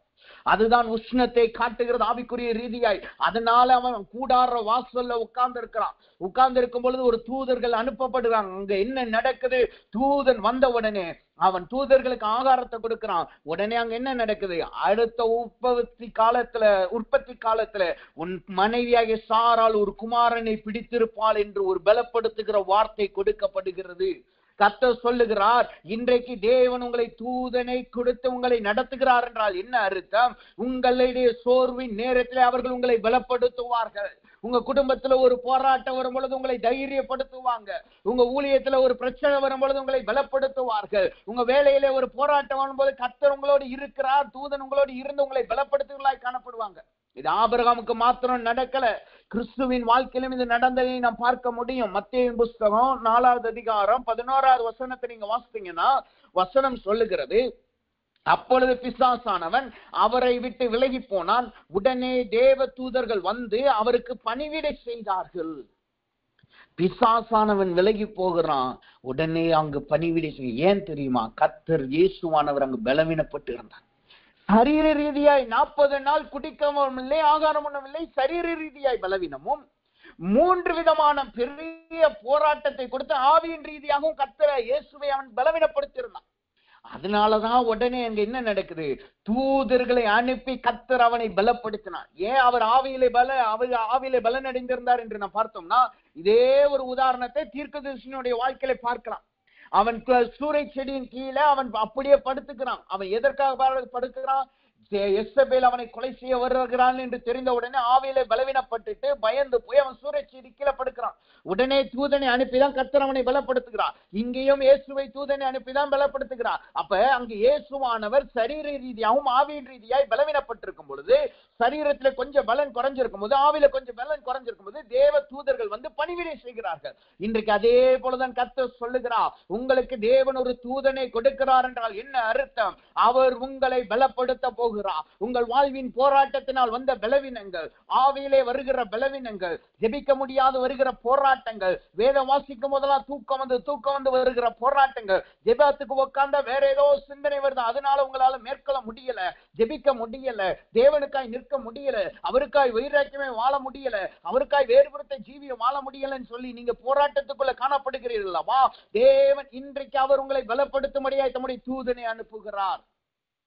இந்த தூதன் வரும் பொழுது அவன் உங்கள சரீரத்திலையும் பலத்தை கொடுப்பான், ஆவியிலும் உங்களுக்கு பலத்தை கொடுக்கிறவனாய் காணப்படுவான். உலகத்தின் போராட்டத்திலும் உங்களுக்கு பலத்தை கொடுப்பான், அவைகளை மேற்கொள்ளத்தக்க பலத்தை கொடுப்பான். அதே போல கர்த்தர் ஆவியின் பலத்தை கொடுப்பான். இங்க இயேசுவுக்கு என்ன நடந்தது? தூதர்கள் வந்து பணிவிடை செய்யறாங்க. பணிவிடை செஞ்ச உடனே இயேசுவானவர் புறப்படுகிறார். அவர் தேவனுடைய சித்தத்தை செய்யும்படியாய் அங்கிருந்து அவர் ஊழியம் செய்கிறதை நாம் பார்க்க முடியும். அவர் வசனம் சொல்லுது, அவர் பிசாசானவன் போன உடனே பணிவிடை செய்தார்கள் என்று சொல்லப்படுது. உடனே என்ன நடக்குது? இயேசுவானவர் கடற்கரை ஓரமாய் இருக்கிற கப்பர்நாகும் வந்து அங்கு வாசம் பண்ணி தேவனுடைய ஊழியத்தை செய்ய ஆரம்பித்தார். யோவான் ஸ்நானகன் சிறைக்கு போறான். அது வரைக்கும் பிரசங்கம் பண்ணிக்கிட்டு இருந்த யோவான் ஸ்நானகன் இப்ப சிறைக்கு போயிட்டான். அந்த இடம் காலியா இருக்கு. அந்த இடத்துல கிறிஸ்துவானவர் வந்துட்டாரு. அவர் கிரியை செய்ய ஆரம்பித்துட்டார். இன்றைக்கு கர்த்தர் சொல்லுகிறா, உங்க பலவீனத்தினால, உங்க வாழ்க்கையில வந்த போராட்டத்தினால இன்னைக்கு தேவ ஊழியத்தை செய்ய நீங்க பயப்படுறீங்களா? இன்றைக்கு கர்த்தருக்காய் வாழுகிறது உங்களுக்கு கஷ்டமா இருக்கா? கர்த்தருக்காய் ஊழியம் செய்கிறது ரொம்ப கஷ்டமா இருக்கா? உங்க குடும்பத்துல உங்க கணவர் உங்களோடு எப்ப பார்த்தாலும் போராடி கொண்டு இருக்கிறாரா? உங்கள் மனைவி எப்பொழுதும் உங்களோடு போராடி கொண்டு இருக்கிறாங்களா? உங்க பிள்ளைகள் எப்பொழுதும் அவர்களோடு யுத்தம் பண்ணுகிறதுனாலேயே உங்க வாழ்க்கை முடிய போகுது என்று நினைக்கிறீர்களா? நீங்க வேலை செய்கிற ஸ்தலத்திலே வருகிற போராட்டத்தினால கர்த்தர் மீது இருக்கிற நம்பிக்கை குறைகிறதா? ஊழியத்திலே வருகிற போராட்டத்தினால ஊழியத்தின் செய்வதற்கான வாஞ்சை குறைந்து கொண்டு இருக்கிறதா? கர்த்தர் சொல்லுகிறார், இயேசுவுக்கு எப்படி தூதர்கள் பணிவிடை செய்தார்களோ, ஆபிரகாமுக்கு தூதர்கள் வெளிப்பட்டு வாக்குத்தத்தம் கொடுத்து பலப்படுத்தினார்களோ, இன்றைக்கு கர்த்தர் உங்களோடு உடன்படிக்கை பண்ணி ஒரு வாக்குத்தத்தத்தை கொடுத்து தூதர்களை அனுப்பி உங்களுக்கு பணிவிடை செய்து உங்களை தேவன் பலப்படுத்துகிறவராய் காணப்படுகிறார். உங்கள் ஆவி பலப்பட போகிறது, உங்கள் சரீரம் பலப்பட போகிறது. நீங்கள் கர்த்தருக்காய் வைராக்கியமாய் ஓடுகிறவர்களாய் காணப்பட போகிறீர்கள். வைராக்கியமாய் ஓடுகிறவர்களாய், தேவனுடைய சித்தத்தை தைரியமாய் நடப்பிக்கிறவர்களாய், எகுவை போல சொல்ல போறீங்க, என்னோடு ஏறி வா, என் ரதங்களில் ஏறிக்கொள், எனக்கு கர்த்தருக்குள்ளாய் இருக்க, கர்த்தருக்காய் எனக்கு இருக்கிற பக்தி வைராக்கியத்தை பார் என்று சொல்ல போறீங்க. அந்த எகுவின் நிமித்தமாய் யோனதாபின் சந்ததி தேவனுக்குரிய சந்ததியாய் மாறினது போல உங்களுக்குள்ளாய் இருக்கிற வைராக்கியத்தின் நிமித்தமாய் கர்த்தருடைய பிள்ளைகள் அநேக புறஜாதிகள் மாறப்போகிறாங்க. உங்க வைராக்கியத்தை பார்க்கிறது நிமித்தமாய் உங்கள் குடும்பம் தேவனுடைய குடும்பமாய் மாறப்போகிறது. உங்களுடைய வைராக்கியத்தின் நிமித்தமாய் உங்க பலத்தை பார்க்கிறது நிமித்தமாய் புறஜாதியர்கள், தேவனை அறியாதவர்கள் தேவனை அறிந்து கொள்ள போகிறார்கள். இது எல்லாமே எப்ப நடக்கும்? தேவன் ஒரு தூதனை நம்மளுக்கு நியமிக்கும் பொழுது, தேவன் நம்மளுக்கு ஒரு தூதனை நியமிக்கும் பொழுது. இன்றைக்கு கர்த்தர் உடன்படிக்கை காக்கிறவராய் வெளிப்படுகிறார். அவர் ஒரு உடன்படிக்கை பண்ணுகிறார். என்ன உடன்படிக்கை பண்ணுகிறார்? வழியில் உங்களை காக்கவும், அவர் ஏற்படுத்தின ஸ்தானத்தில் உங்களை கொண்டு போய் சேர்க்கும் அளவும் நான் ஒரு தூதனை அனுப்புகிறேன். இன்றைக்கு கர்த்தர் உங்களுக்கு ஒரு தூதனை அனுப்புகிறார். அப்ப இங்க ஒரு தூதன் வந்துட்டான். தூதன் வந்த உடனே அங்க என்ன நடக்குது? நாம் வழியில் காக்கப்படுகிறோம். இரண்டாவது, நமக்கு ஏற்படுத்தின ஸ்தானத்துக்கு நம்ம போறோம். வழியில் காக்கப்படுகிறது என்றால் எதை காட்டுகிறது? அது எதை குறிக்கிறது? வசனத்தின்படி நாம் வாசித்தோம் என்றால், அதே யாத்ராகமத்தின் புஸ்தகம் 23வது அதிகாரம் 23வது வசனம், 23வது அதிகாரம் 23வது வசனத்தை வாசித்தீங்கன்னா வார்த்தை எப்படியா சொல்லுகிறது? என் தூதனானவர் உனக்கு முன் சென்று எமோரியரும் ஏத்தியரும் பெரிசியரும் கானானியரும் ஏவியரும் எபூசியருக்கும் இருக்கிற இடத்துக்கு உன்னை நடத்தி கொண்டு போவார்கள். அவர்களை நான் அதம் பண்ணுவேன். என்ன நடக்குது? அந்த தூதன் வந்த உடனே நம்மளை வழி மாறி, ஐயோ சத்துருவானவன் அங்க இருக்கிறான்ப்பா, சத்துருவா போராட்டம் பண்றவங்க அங்க இருக்கிறாங்க, நீ அங்கிட்டு போகாதுன்னு சொல்லி நம்மளை வழி மாறி கொண்டு போகிறது அல்ல. அந்த சத்துருக்கள் இருக்கிற ஸ்தலத்திற்கு கர்த்தர் நம்மளை கொண்டு போகிறார். அங்கு எப்படிப்பட்ட சத்துருக்கள் இருக்கிறார்களாம்? 6 விதமான சத்துருக்கள் காணப்படுதான். 6 விதமான சத்துருக்கள். யார் யார் இந்த சத்துருக்கள்? எமோரியர், ஏத்தியர், பெர்சியர், கானானியர், எவியர், எபூசியர். இந்த 6 பேருக்கும் 6 விதமான ஆவிகள் காணப்படுகின்றன. 6 விதமான அடையாளங்கள் இருக்குது. நீங்க எமோரியரை நீங்க பாத்தீங்கன்னா வேத வசனம் சொல்ல நேரம் இல்லை, அதனால் குறிப்பை மாத்திரம் அர்த்தத்தை மாத்திரம் நான் சொல்லி கடந்து போகிறேன். எமோரியர் என்று நீங்க பாத்தீங்கன்னா அவர்கள் அமர் என்கிற வார்த்தையிலிருந்து அந்த எமோரியர் என்ற பேர் வந்திருக்கு. அப்படி அமர் என்ற வார்த்தை என்ன அர்த்தம் என்று நாம் பார்த்தோம்னா, அவர்கள் உயரத்திலே வாழ்கிறவர்கள் அல்லது புகழ்ச்சியை தேடுகிறவர்கள், தங்களுடைய புகழ்ச்சிக்காய் எதையும் செய்ய வல்லமையுள்ளவர்கள். இந்த எமோரியர் எங்கு காணப்படுவார்கள்? அவர்கள் மலைப்பட்டணங்களிலே காணப்படுகிறவங்க. அவர்கள் மலைப்பட்டணத்துல இருந்து கொண்டு கீழே இருக்கிற பள்ளத்தாக்குகளை ஆளுகை செய்வதா இருப்பாங்க. எப்போ பார்த்தாலும் தங்களுடைய நாமம் உயர்ந்திருக்கணும் என்று நினைப்பாங்க. யாரும் எல்லாரும் என்னதான் புகழணும் என்று நினைப்பாங்க. தற்புகழ்ச்சியை நாடுகிறவர்கள், புகழ்ச்சிக்காய் தங்கள் ஜீவியத்தை செய்கிறவர்கள். இப்படிப்பட்ட தற்புகழ்ச்சியின் ஆவியிலிருந்து தேவன் நம்மளை காக்கிறார். இரண்டாவது, அங்கு யாரை தேவன், எந்த ஆவியை தேவன் நிர்மூலமாக்க அந்த இருக்கிற இடத்துக்கு நம்மளை கொண்டு போகிறார்? ஏத்தியரும் என்று சொல்லியிருக்கு. ஏத்தியர் என்றால் யார்? நீங்க வேதத்தின்படி நீங்க பாத்தீங்கன்னா ஏத்தியர் என்பது பயங்கரவாதிகளின் மகன் என்று அர்த்தம். ஏத்தியர் என்றால் எபிரேய மொழியின் அர்த்தம் என்னவென்றால் பயங்கரவாதியின் மகன். அவர்கள் பயங்கரம் செய்கிறவர்களாய் காணப்படுவாங்க. அவர்களை பார்த்தாலே நடுங்குவார்கள். இதனாலதான் வசனம் சொல்லுது, அவர்கள் பராக்கிரமசாலியா இருக்கிறாங்க, அவங்க பராக்கிரமம் செய்கிறவர்களா இருக்கிறாங்க, நாம அவங்க கண்களுக்கு முன்பாய் வெட்டுக்கிளியை போல காணப்படுகிறோம் என்று சொல்லி வேவு பார்க்கிறவங்க சொன்னாங்க. ஏனென்றால் அவர்கள் பராக்கிரமம் செய்கிறவர்களின் மகன்களாய் காணப்படுகிறார்கள். அவர்கள் உலகத்தின் அதிபதியோடு இணைந்து பராக்கிரமம் செய்தவர். அவர்களை பார்த்தாலே ஒரு நடுக்கம் நம்மளுக்கு வரும். மூன்றாவதாக அங்கு என்ன கூட்டம் காணப்படுகிறது? பெரிசியர் என்று சொல்லியிருக்கு. பெரிசியர் என்றால் யார்? இவர்களை குறித்து நீங்க வேதத்துல பாத்தீங்கன்னா அவங்களை சொல்லி இருக்கு, அவர்களுக்கு குறுகிய தரிசனம் உடையவர்கள். அவர்கள் ஒரு கிராமத்துலதான் வாழ்வாங்க. அவங்களை சுத்தி எந்த கோட்டையுமே இருக்காது. அவர்கள் ஒரு கட்டுப்பாட்டுக்குள்ள வாழ விரும்பாதவங்க. அவங்களுக்கென்று அதிகமான ஒரு ரூல்ஸ் கிடையாது.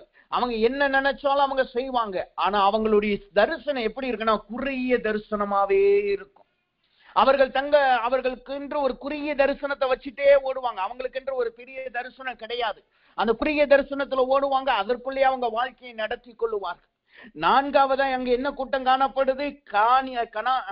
கானானியர் என்று சொல்லி இருக்கு.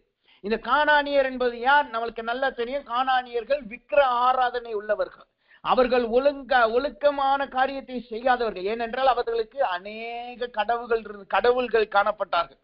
அநேக தெய்வங்களை கொண்டாடுகிறபடினால் வேதம் அவர்களை குறித்து சொல்லுது, அவங்க ஒரு இம்மாரல் செய்கிறவங்க. அவங்களுக்கென்று ஒரு ஒழுங்கு கிடையாது. ஒழுக்கமின்மையுள்ளவர்களாய் காணப்பட்டிருக்கிறாங்க. அவர்கள் விக்கிரகங்களை வணங்குகிறவர்களாய் காணப்பட்டிருக்கிறாங்க. குழந்தைகளை பலியிடுகிறவர்களாய் காணப்பட்டிருக்கிறாங்க. அடுத்த கூட்டம் என்ன கூட்டம்? எவீரியர் என்று சொல்லி இருக்கு. எவீரியர் என்றால் யார்? இவர்களை குறித்து நீங்க வேதத்துல வாசித்தீங்கன்னா அவர்கள் பொருளாசை உள்ளவர்கள் என்று வசனம் சொல்லுகிறது. அவர்கள் பொருளாசை உள்ளவர்கள். அவர்கள் தங்களுடைய ஆஸ்திக்காகவும் தங்களுடைய அந்தஸ்துக்காகவும் யாரையும் அழிக்க அவர்கள் கவலைப்பட மாட்டாங்க. அவங்களுக்கு ஆஸ்தி வரணும், அந்தஸ்து வரணும், எதையும் அவர்கள் செய்வார்கள். அவர்கள் தங்களுக்கு பொருளாசை கொண்டவர்களாய் எப்போது பார்த்தாலும் பொருளை சேர்த்து வைக்கணும், உலகத்தின் லௌகீகத்தை நாடுகிறவர்களாய் காணப்படுறாங்க. கடைசியா இருக்கிற கூட்டம் என்ன? எபூசியரை குறிச்சு நீங்க வேதத்துல பார்த்தீங்கன்னா சொற்பமான இடத்துலதான் போட்டிருக்கு. ஆனா அவர்கள் மற்றவர்களை சிறுமைப்படுத்துவார்கள் என்று வேதம் சொல்லுகிறது. அவர்கள் எண்ணம் எல்லாமே யாரையாவது சிறுமைப்படுத்திக்கிட்டே இருக்கணும். அவர்கள் எண்ணம் எல்லாமே மற்றவர்களை சிறுமைப்படுத்துறது. அவங்கதான் உயர்ந்திருக்கிறோம் என்று நினைப்புகிறவர்கள். அவர்கள் கீழே தான் எல்லாரும் இருக்கணும் என்று நினைக்கிறவங்க. இந்த 6 கூட்டம் இருக்கிற இடத்துக்கு தான் கர்த்தர் நம்மளை தூதனை கொண்டு நடத்துகிறார். வழியில் உங்களை காக்கணும்னா என்ன அர்த்தம்? இந்த 6 கூட்டம் இருக்கிற இடத்துக்கு நம்மளை நடத்துகிறார். அவர்கள் எந்தெந்த கூட்டத்தை நாம் சந்திக்கிறோம்? முதலாவது தற்புகழ்ச்சி நாடுகிற கூட்டத்தை நாம் சந்திக்கிறோம். 2வது குறுகிய தரிசனமுடையவர்களை சந்திக்கிறோம். 3வது விக்கிரக ஆராதனை உள்ளவர்களை சந்திக்கிறோம். 4வது பொருளாசை உள்ளவர்களை சந்திக்கிறோம். 5வது சிறுமைப்படுத்துகிற ஆவியை உடையவர்களை சந்திக்கிறோம். இது ஒவ்வொரு கிறிஸ்தவனுடைய வாழ்க்கையிலும் அது சம்பவிக்கிறதா இருக்கு. நாம் இயேசுவை ஏற்றுக்கொண்டு வந்தவுடனே என்ன செய்யறோம்? கர்த்தர் நம்மளுக்கு கற்றுக் கொடுக்கிற தாழ்மையின் அனுபவத்தை தான் நாம் இருக்கணும் சொல்றாரு. நாம் தாழ்மையின் ஜீவியத்தை வாழணும் சொல்றாரு. நம்மளுக்குள்ளாய் பெருமை இருக்கக்கூடாது. ஆனா இந்த கூட்டம் எப்படிப்பட்ட கூட்டம்? தற்புகழ்ச்சியை நாடுகிற கூட்டம். 2வது இந்த கூட்டம் கிறிஸ்து நம்மளுக்கு என்ன சொல்றாரு? அவர் நமக்கு பெரிய தரிசனத்தை கொடுத்து நடத்துகிறார். நம்முடைய தரிசனம் பரலோகம். கர்த்தர் பெரிய காரியத்தை செய்கிறபடி நாம் எப்பொழுதுமே பெரிய காரியத்தை எதிர்பார்க்கிறோம். ஆனா நம்மளுடைய வாழ்க்கையில் என்ன போராட்டம் வரும்? நம்முடைய சிந்தனை எல்லாமே குறுகிய காரியத்தை குறிச்சுதான் ஓடும். நாளைக்கு இருக்கிறத பார்த்துதான் நம்ம ஓடுவோம். ஆனா கர்த்தர் பெரிய தரிசனத்தின்படி நம்மளை நடத்துகிறவராய் காணப்படுகிறார். அதே போல அடுத்த ஆவி என்ன? கானானியர்கள் விக்கிரக ஆராதனை அல்லது தேவனுக்கு பிரியமில்லாத மற்றவர்களை நாடி ஓடுகிறது. சவுல் ஓடினான். அவனுக்கு தேவன் இருந்தார், ஜீவிக்கிற தேவன் காணப்பட்டார். அவன் ஓடினது என்ன? குறி சொல்லுகிறவர்களை தேடி, விக்கிரக ஆராதனையை தேடி ஓடினார். இந்த விக்கிரக ஆராதனை என்பது என்ன? கர்த்தரை காட்டிலும் நாம் எதையாவது பெரியதாய் நாம் நினைத்தோம்னால் அது விக்கிரக ஆராதனை. கர்த்தரை காட்டிலும், கர்த்தருக்குரிய கிரியை காட்டிலும் எதையும் நாம் பெரிதாய் வைத்தோம் என்றால் அது எல்லாமே விக்கிரக ஆராதனை தான். கர்த்தரை காட்டிலும் நம்ம குடும்பத்தை முக்கியத்துவம் காட்டணும்னா அதுக்கு அது விக்கிரக ஆராதனை. கர்த்தரை காட்டிலும் நம்முடைய பிள்ளைகளை மேலோக்கை வைத்தோம் என்றால் அது விக்கிரக ஆராதனை. யோசிக்கலாம், குடும்பத்தான முதலாவது, அதுதானே தேவனும் அங்கீகரிக்க, அது உண்மைதான். ஆனா அது எப்படி காணப்படணும்? நம்முடைய குடும்பம் கர்த்தருக்குரிய குடும்பமாய் இருக்கணும். நம்முடைய பிள்ளைகள் தேவனுக்கு பிரியமில்லாத காரியம் செய்யும் பொழுது அவர்களை கண்டிக்கிறவர்களாய் நாம் காணப்படணும். நம்முடைய குடும்பம் தேவனுக்கு பிரியமில்லாத வழியிலே நடக்கும் பொழுது அதை கண்டித்து நடத்துகிறவர்களாய் காணப்படணும். தேவனுக்கு மேல எதை நாம் வைத்தாலும் அது விக்கிரக ஆராதனையாய் மாறுகிறது. ஐந்தாவதாய் என்ன கூட்டம்? அது பொருளாசையுள்ள கூட்டம், உலகத்தின் லௌகீக கூட்டம். இது அநேக நேரங்களிலே நம்மளை தொடுகிறதாய் காணப்படுது. உலகத்தின் லௌகீகம் நம்மளை மேற்கொள்ள நினைக்கிறதாய் காணப்படுது. ஆறாவதாய் இருக்கிறது தான் மற்றவர்களை சிறுமைப்படுத்துகிறது. இதுலதான் மிகவும் ஜாக்கிரதையா இருக்கணும். ஏன் தெரியுமா? கர்த்தரை சொந்த இரட்சகராய் ஏற்ற பின்பும் சில நேரங்களில் இந்த ஆவி நம்மளை மேற்கொள்ள நினைக்கும். நாம ரட்சிக்கப்பட்டுட்டோம், அவங்க ரட்சிக்கப்படலன்னு சொல்லி அவர்களை குறித்த பார்வை வித்தியாசமா இருக்கும். ஒரு குடிகாரனை பார்த்துட்டு அவனை நம்ம இழிவாய் பார்ப்போம், ஒரு பாவியை பார்த்துட்டா இழிவாய் பார்ப்போம். யாருடைய வாழ்க்கையில் நடந்துச்சு? வேதபாரகர்களும் பிரதான ஆசாரியர்களும் இதை செஞ்சாங்க.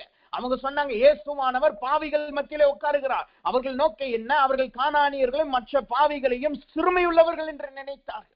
அதை இயேசுவானவர் கண்டித்தார். இன்றைக்கு தேவன் இந்த 6 ஆவிகள் மத்தியிலே நம்மளை நடத்துகிறார். ஏன் நடத்துகிறார்? வசனம் சொல்லுகிறது, அவர்கள் இடத்திலே உங்களை நடத்தி கொண்டு போவார், அவர்களை நான் அதம் பண்ணுவேன். எதற்காக தேவன் இந்த 6 கூட்டம் இருக்கிற இடத்துக்கு நம்மளை கொண்டு போகிறார்? அவர்களை நிர்மூலமாக்கும்படியாய். நீங்க போனா மாத்திரமே அவர்கள் நிர்மூலமாக்கப்படுவாங்க. ஆனா உலகம் என்ன கற்றுக் கொடுக்கும்? அப்பா, ஒரு போராட்டம் வந்துச்சுன்னா அதை விட்டு ஓடி போயிரு. அது இங்கிட்டு கிழக்க வந்துச்சுன்னா நீ மேற்க ஓடி போயிரு, வடக்க வந்துச்சுன்னா தெற்க ஓடி போயிரு. ஆனா வேதம் அதை நம்மளுக்கு கற்றுக் கொடுக்கல. வேதம் சொல்லுது, சத்துரு இருக்கிற இடங்களுக்கு நீங்கள் பிரவேசிப்பீர்கள், கர்த்தரோ அவர்களை அதம் பண்ணுவார். சத்துரு இருக்கிற இடங்களுக்கு நீங்கள் பிரவேசிப்பீர்கள், கர்த்தரோ அவைகளை அதம் பண்ணுவார். இன்றைக்கு கர்த்தர் உங்களை போராட்டத்துக்குள்ள நடத்துகிறாரா? உங்கள் சத்துருக்கள் உங்களை சுற்றில எங்கே பார்த்தாலும் சத்துருக்கள் காணப்படுகிறார்களா? அதற்கான காரணம் என்ன? அவர்களை நீங்கள் மேற்கொள்வதற்காகத்தான், அவர்களை நீங்கள் அழித்து போடுவதற்காகத்தான். ஆனா அதற்கு மாற நாம என்ன செய்யறோம்? சுத்திலும் சத்துரு இருக்க, ஆண்டவரே நான் வீட்டை விட்டே வெளியிலேயே போக மாட்டேன், நான் ஜெபிச்சேன், நான் உள்ளே இருந்துக்கிறேன், நான் நோவாவை போல படகின் அடித்தட்டுல நான் போய் படுத்துக்கிறேன். இதைத்தான் நாம் சொல்லுகிறோம். ஆனா வேதம் என்ன சொல்லுகிறது? கர்த்தர் நம்மளை பராக்கிரமசாலியை அழைத்திருக்கிறார், அவருடைய தூதன் நம்மளோடு கூட இருக்கிறார், கர்த்தர் நமக்காய் அவர்களை அதம் பண்ணுகிறார். இவ்வளோ பெரிய கர்த்தர் வார்த்தை கொடுத்த பிறகும் நாம் கடந்து போகிறவர்களாய் காணப்படாமல் இருந்தோம் என்றால் நம்மளை போல் பரிதவிக்கத்தக்க ஜனம் எதுவும் கிடையாது. இன்றைக்கு கர்த்தர் சொல்லுகிறார், உங்கள் சத்துருக்கள் உங்களை சூட பாளையம் இறங்கி இருக்கிறாங்களா? இன்றைக்கு உங்க பாதை சத்துருக்களின் வீட்டின் வழியாய் நடந்து போகிறதா இருக்கிறதா? நீங்கள் போகிற பாதை சத்துருக்கள் இருக்கிற இடத்தை நோக்கி போகிறதா? பயப்படாதீர்கள், திடன் கொள்ளுங்கள், கர்த்தரோ அவர்களை அதம் பண்ண போகிறார். உங்கள் சத்துருக்கள் யாரா இருந்தாலும் அவர்களை அதம் பண்ணுகிறார். அதனாலதான் கர்த்தர் சொன்னார், உடன்படிக்கையை காக்கிறவர் தம்முடைய தூதனை அனுப்பி உங்கள் சத்துருக்களை உங்களை அழித்து போடும்படியாய் உங்கள் வழியிலே உங்களை காக்கிறவராய் காணப்படுகிறார். இந்த சத்துருக்குள்ள வழியா நீங்க நடந்து போனா மாத்திரமே உங்களால் கானானை சுதந்திரிக்க முடியும். என்னைக்கு நீங்க சத்துருவை அப்பாலே போ என்று எதிர்க்கிறீங்களோ அன்னைக்குதான் சத்துரு ஓடி போவான். இல்லைன்னா அந்த சத்துரு உங்களை பின்தொடர்ந்தே வந்துகிட்டு இருப்பான், அந்த சத்துரு உங்களை பின்தொடர்ந்தே வருவான். நீங்க எதிர்த்து நின்று பாருங்க, அந்த சத்துரு அப்படியே ஓடி போயிடுவான். நம்ம தமிழ்நாட்டுல நிறையவே சொல்லுவாங்க, அது பழைமொழியா என்னன்னு எனக்கு தெரியல. நீங்க நாய் உங்களை விரட்டின்னு வந்துச்சுன்னா அதுக்கு கொஞ்சம் எதிர்த்து நின்று பாருங்க, அந்த நாய் அப்படியே ஓடிப்போன்னு சொல்லும். என் கண்ணார நான் பார்த்திருக்கேன். நாங்க பாண்டிச்சேரியிலே நாங்க படிக்கும்போது, பைபிள் காலேஜ்ல நான் படிக்கும்போது, நாங்க நாயை பார்த்தா நாங்க பயந்து ஓடுவோம். ஆனா நார்த் ஈஸ்ட் ஜனங்க அந்த நாயை பார்த்து, நாய் அவர்களை பார்த்து பயந்து ஓடும். ஏன்னா அவங்க அதை பயப்படவே மாட்டாங்க, அதை ஈஸியா எதிர்த்திருப்பாங்க. அவங்கள பார்த்தாலே அந்த நாய் பயந்து ஓடுகிறதா இருக்கும். அப்பதான் எனக்கு தெரிஞ்சது, நாய்க்கு எதிர்த்து நின்னோம்னா அது ஓடி போயிடும்னு சொல்லி. அதுக்கு முன்னாடி நாங்க அதுக்கு கடிக்காக ரொம்ப பயந்தேன். இதே போலதான் நம்முடைய வாழ்க்கையை, நாம சத்துருவை பார்த்து பயப்படுறோம், வர்ற போராட்டத்தை பார்த்து பயப்படுறோம், வருகிற விக்கனங்களை பார்த்து பயப்படுறோம், வியாதியை பார்த்து பயப்படுறோம். ஐயோ இவன் வந்துட்டானே என்று சொல்லி அவர்களை பார்த்து நடுங்கி ஓடி அப்படியே நம்மளை மறைச்சு கொள்ளுகிறவர்களாய் ஓரத்துல அப்படியே ஒடுங்குகிறவர்களாய் காணப்படுறோம். ஆனா கர்த்தர் சொல்லுகிறார், அவர்தான் உங்களை அந்த பாதையிலே நடத்தி கொண்டு வந்திருக்கிறார், அவர்தான் உங்களை சத்துரு சத்துருக்களை மேற்கொள்ளும்படியாய் அழைத்து கொண்டு வந்திருக்கிறார். கர்த்தரோ அவர்களை அதம் பண்ணுகிறார். யாராவது தேவனுடைய வார்த்தை தேவ வார்த்தை தான் அதை சொல்லுகிறது. நமக்கு தேவன் சொல்லுகிறார், நம்மளை சத்துருக்கள் இருக்கிற நாட்டுக்கு நம்மளை கொண்டு போகிறார். இன்றைக்கு உங்க வாழ்க்கை சத்துருக்கள் இருக்கிற பாதையில இருக்கா? உங்க வாழ்க்கை சத்துருக்களால் சூழப்பட்டிருக்கா? சந்தோஷப்படுங்க. தேவ சமூகத்துல சொல்லுங்க, ஆண்டவரே அவர்களை நீங்க அதம் பண்ணுங்க, அவர்களை நீங்க அதம் பண்ணுங்க. அந்த பாதை தான் உங்களை கானானுக்கு கொண்டு போய் சேர்க்கும். அந்த பாதை தான் உங்களை கானானுக்கு கொண்டு போய் சேர்க்கும். அது இல்லாவிட்டால் நீங்கள் கானானின் பாதையிலே இல்லை என்பதை உணர்ந்து கொள்ளுங்க. உங்களுக்கு விரோதமா எந்த எதிரி இல்லைன்னா நீங்க கானானுக்கு போகிற பாதையில இல்லை என்பதை உணர்ந்து கொள்ளுங்க. உங்க வாழ்க்கையில ஒரு போராட்டம் இல்ல, சத்துரு உங்க வாழ்க்கையில போராட்டம் கொண்டு வரலைன்னா நீங்க கானானுக்கு போற பாதையில இல்லை என்பதை உணர்ந்து கொள்ளுங்க. அப்படி போராட்டம் இருந்துச்சுன்னா கர்த்தரை துதியுங்கள். கர்த்தர் உங்களுக்காக உங்கள் சத்துருக்களை அதம் பண்ணி போடுவார். வழியில் உன்னை காக்கவும் என்றால் என்ன அர்த்தம்? அவர் நம்மளை சத்துருக்கள் இருக்கிற ஸ்தலத்துக்கு கொண்டு போய் அவர்களை அதம் பண்ணி போட்டு நமக்கோ அந்த இடத்தை கொடுக்கிறவராய் இருக்கிறார். அடுத்த வார்த்தை சொல்லுது, வழியில் உன்னை காக்கவும், நான் ஏற்படுத்தின ஸ்தானத்திலே உன்னை கொண்டு போய் நிறுத்தவும், நான் ஆயத்தம் பண்ணின ஸ்தானத்துக்கு உன்னை கொண்டு போய் சேர்க்கிறதற்கும். அப்படின்னா என்ன அர்த்தம்? குறிப்பை மாத்திரம் பார்த்து ஜெபிப்போம். வசனம் சொல்லுது, ஆயத்தம் பண்ணின ஸ்தலம் என்றால் என்ன அர்த்தம்? சங்கீதங்களின் புஸ்தகம் 44வது சங்கீதம் 2வது வசனத்தை வாசிக்கும் போது அந்த வார்த்தை இப்படியாக சொல்லுகிறது, தேவரீர் உம்முடைய கையினாலே ஜாதிகளை துரத்தி இவர்களை நாட்டி ஜனங்களை துன்பப்படுத்தி இவர்களை பரவ பண்ணினீர். தேவன் இன்றைக்கு உங்களுக்கு அவர் ஒரு ஸ்தானத்தை ஏற்படுத்துகிறார் என்றால் என்ன அர்த்தம்? அங்கிருக்கிற ஜாதிகளை தேவன் துரத்துகிறார், உங்களை அந்த இடத்துக்கு கொண்டு போகிறார். அவர்கள் சத்துருக்கள் இருக்கிற இடம் தான். ஆனா கர்த்தர் என்ன செய்கிறார்? அந்த இடத்தை உங்களுக்கு கொடுக்கிறதுக்காக உங்கள் சத்துருக்களை அவர் துரத்துகிறார். அவர்களையோ தேவன் துரத்தி, அவர்களையோ தேவன் துன்பப்படுத்தி உங்கள் அந்த ஸ்தலத்துல நாட்டி உங்களையோ பரவ பண்ணுகிறார். இன்றைக்கு நீங்க ஜெபத்திற்கு வரும்போது யோசித்து இருக்கலாம், ஐயோ இந்த வாழ்க்கை ரொம்ப போராட்டமா இருக்கு, இந்த வேலை ரொம்ப போராட்டமா இருக்கு, இந்த ஊழிய ஸ்தலம் ரொம்ப போராட்டமா இருக்கு, என் ஜீவியம் ரொம்ப போராட்டமா இருக்கு, இனிமே நான் அதுக்கு போறது இல்ல, அந்த போராட்டத்தை பக்கம் நான் போறது கிடையாது, நான் பாட்டு ஒதுங்கி போறேன் என்று நாம் யோசித்து இருந்திருக்கலாம். ஆனால் கர்த்தர் சொல்லுகிறார், அந்த போராட்டத்திலே கர்த்தர் உங்களுக்கு ஜெயத்தை கொடுக்க போகிறார். அவர்களை தேவன் துரத்த போகிறார். அந்த இடத்துல உங்களை கர்த்தர் நாட்ட போகிறார். அந்த இடத்துல உங்களை தேவன் பரவ செய்ய போகிறார். இதுதான் தேவனுக்கு செய்கிற உடன்படிக்கையை காட்டுகிறது. தேவன் உடன்படிக்கையை காக்கிறார் என்றால் இதைதான் தேவன் செய்கிறார். நீங்க அந்த இடத்துல இருந்து ஓடி வர போறது கிடையாது. அந்த இடத்துல நீங்கள் நாட்டப்பட போகிறீர்கள். அந்த இடத்துல உங்களுடைய கீர்த்தி பரவ போகிறது, உங்கள் சந்ததி பரவ போகிறது. அவர்களோ துரத்தப்பட போகிறார்கள். அப்ப தேவன் சொல்லுகிறார், அவர் ஆயத்தம் பண்ணின ஸ்தானம் என்பது உங்களுக்கு இந்த ஒரு இடத்தை தேவன் உண்டு பண்ணுகிறார். அது எப்படிப்பட்ட இடமா?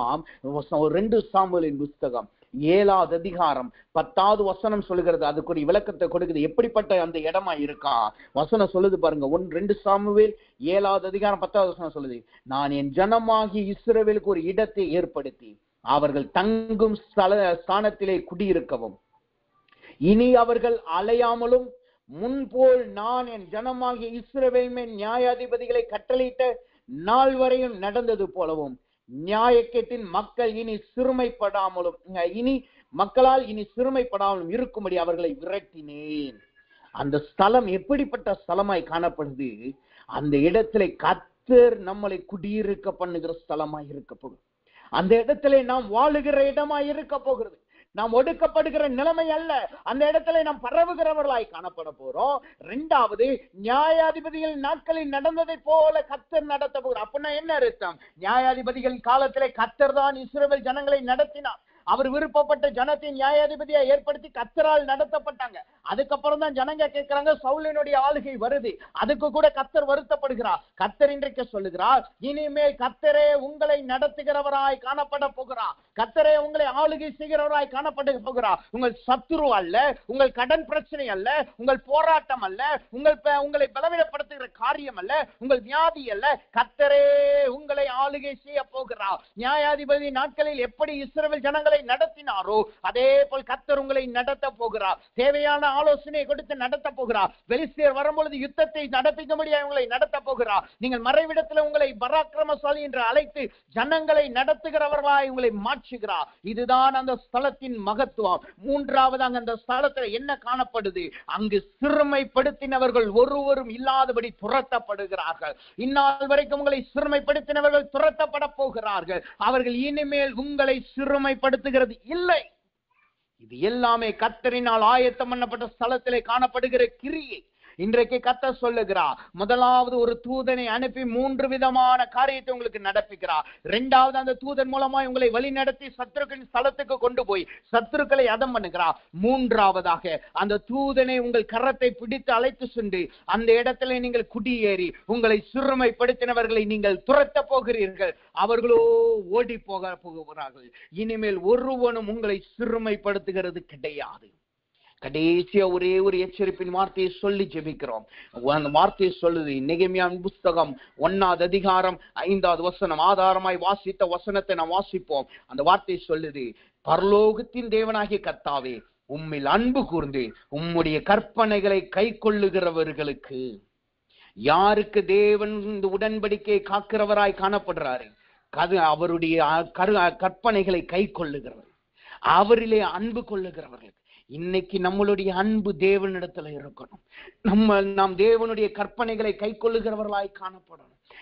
நம்மளுக்கு தேவன் உடன்படிக்கையை காக்கிறவரா இருக்கிறார். நம்மளுக்கு என்று ஒரு தூதனை அனுப்புறார். ஆக்கினை தீர்ப்புல தப்பிக்கப்படுகிறோம். நம்மளை பலவீனத்துல பலப்படுத்துகிறார். அதே நேரத்துல நம்மளை வழியை எச்சரித்து நம்மளை வழி நடத்துகிறார். அதே நேரத்துல நம்மளை சத்துருக்களை அதம் பண்ணி போடுகிறார். நம்மளையோ தேவன் நிலைநிறுத்தி நம்மளை பரவச் செய்து சிறுமைப்பட்டவர்களை ஓட ஓட விரட்ட செய்கிறார். ஆனா இதெல்லாம் எப்ப நடக்கும்? நாம தேவனிடத்துல அன்பு கூறும் பொழுது, நாம் தேவனிடத்துல நாம் அவரோடு அவருடைய கற்பனைகளை கை கொள்ளும் பொழுது.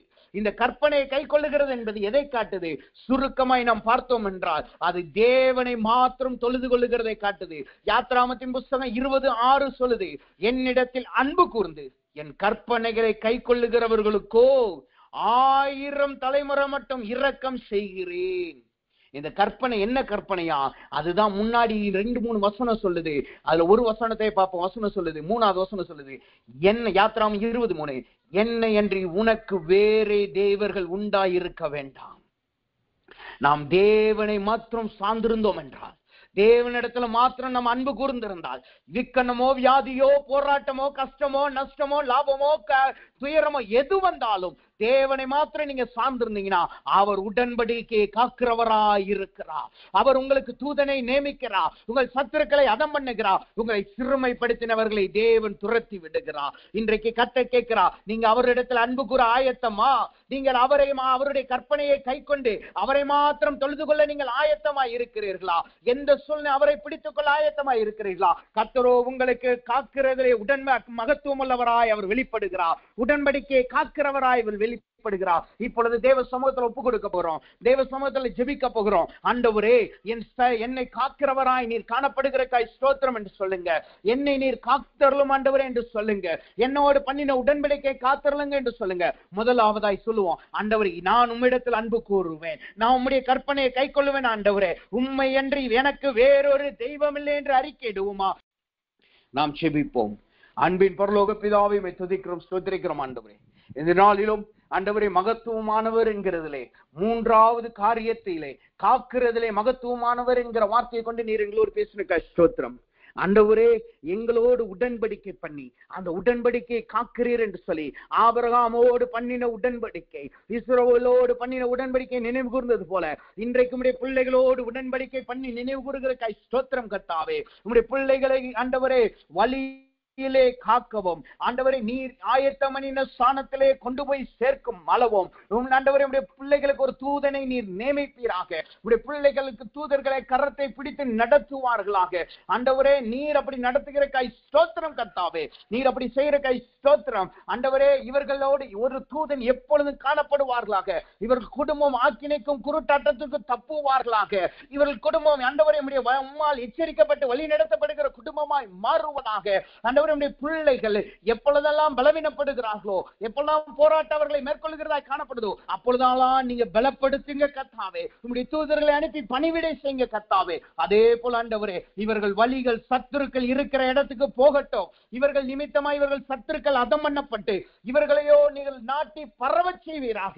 ஆண்டவரே, நீர் ஏற்படுத்தின ஸ்தானத்திலே இவர்களை நிலைநிறுத்தி சிறுமைப்படுத்தினவர்களை துரத்துகிறக்காய் ஸ்தோத்திரம். உங்களுடைய பிள்ளைகளையோ நீர் பரவ செய்கிறக்காய் ஸ்தோத்திரம் கர்த்தாவே.